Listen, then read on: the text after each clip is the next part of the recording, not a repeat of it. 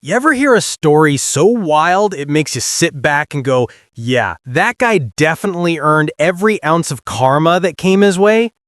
That's exactly what happened with one of my old employees. And trust me, this one still gives me chills. Now, before we dive in, if you love stories where justice gets served hard and fast, hit that subscribe button, because this is a masterclass in poetic payback. So, a little background first.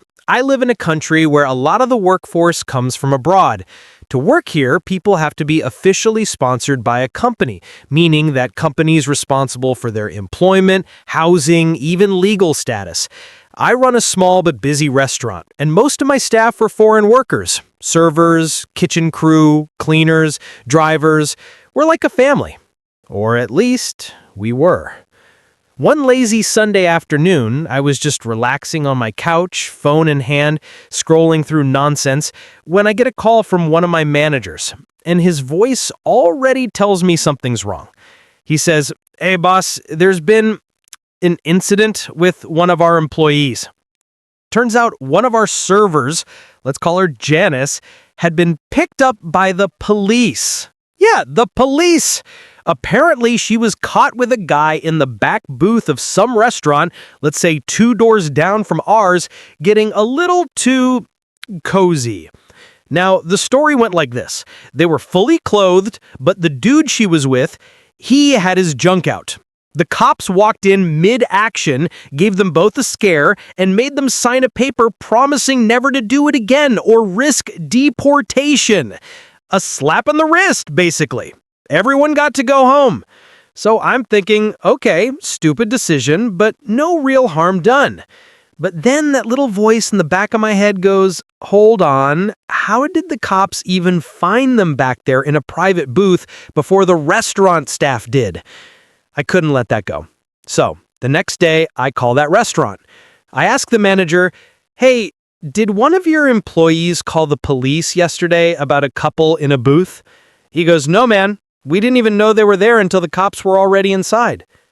So that means someone who knew exactly where they were, called the police directly. Now I'm getting suspicious. I go to talk to Janice. I tell her she made a dumb mistake, that she's keeping her job, but she needs to be careful. And then I ask, do you have any idea who might have called on you the police? Without missing a beat, she says, it was Sami. Now, Sami was one of my drivers. Middle-aged guy, married, the kind who constantly bragged about how beautiful and pure his wife was back home. He'd show her photo to everyone like she was some kind of trophy. So I ask, why do you think it was him? She says, he dropped me off at that restaurant. I think he saw who I was meeting and got jealous. He's been hitting on me for months. Then she goes quiet for a second and says something that makes my blood run cold. He actually tried to force himself on me once. I stop breathing for a moment. What do you mean, force himself? She tells me the story. He cornered her one evening after a shift, tried to touch her, and she fought him off. He backed down, but after that, he barely spoke to her. I ask why she didn't come to me or management. She says, I didn't want to cause trouble. I just wanted it to stop. And it did. But now it all made sense. The jealousy, the spite, the way he probably followed her after dropping her off. She didn't want to press charges, but I sure as hell wasn't letting that creep walk away clean. So I call Sami into my office. He walks in smiling like always. I start off calm. Sami, you've heard about what happened with Janice this weekend, right? And this man, this absolute idiot, lights up and says, heard about it? I called it in! That's when I knew I was about to enjoy this conversation. He starts bragging about how he saw Janice meet up with some guy and decided to do the right thing. Said he called the police because the man was married and it was against God's law. He was actually proud of himself.